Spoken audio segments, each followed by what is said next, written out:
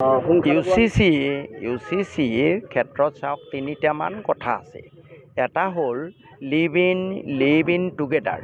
এইটো বন্ধ কৰাটো মই খুব ভাল পাইছোঁ, যদিও আইনৰ দৃষ্টিত বোধহয় এইটো নৰজিব, বাতিল হ'ব যেন লাগে। 2 নম্বৰত যিটো সম্পত্তিৰ ভাগ বতৰা, এইটো বৰ ভাল কথা। ইছলামে 1/3 দিব কৈছিলে, মই মোৰ বাইদেউক বা ভনীক আধা দি দিম, কি অসুবিধা আছে, সমান ভাগ কৰি দিম, বেয়াটো নহয়। 3 নম্বৰত যিটো বহু বিবাহৰ কথা, চাওক আল্লাহ তালাইও এনে কিছু চৰ্ত দিছে যিবোৰ আমি নৰমনিছে পালন কৰাটো বৰ কঠিন। কোনজন পুৰুষ আছে যে দুজনী বিয়া কৰাই সমান ট্ৰিটমেণ্ট কৰিব পাৰিব, আছেনে পৃথিৱীত? 2 নম্বৰত প্ৰথমা কোনজন পত্নীয়ে পাৰ্মিশ্যন দিব? So' it is almost disallowed in Islam. তথাপি মই যিহেতু ইছলামৰ সকলো কথা ভালকৈ নাজানো, আলিম উলামাসকলে এটা শুদ্ধ সিদ্ধান্ত দিব বুলি বিশ্বাস কৰোঁ। 2 নম্বৰ, আজি এইবোৰ হ'ল মানে অলপ ছাইডত থকা বস্তু। মূল বস্তু ইছলামৰ আমি গুৰুত্ব দিছোঁনে?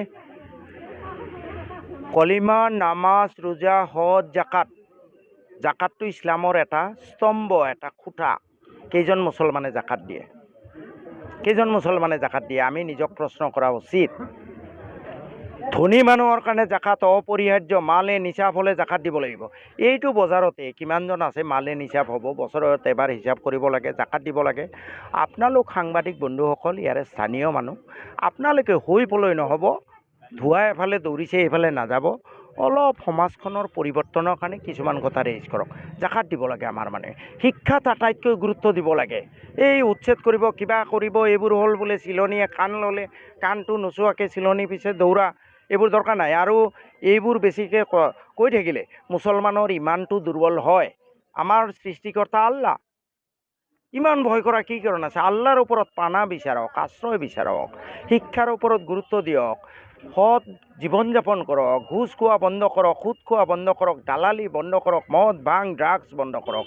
মুছলমান সমাজত ব্যাপক চলি আছে, সেইবোৰ লৈ আলোচনা নাই। ক'ৰ বহু বিবাহ কিবা, এইবোৰ সাহিত্যৰ বস্তু।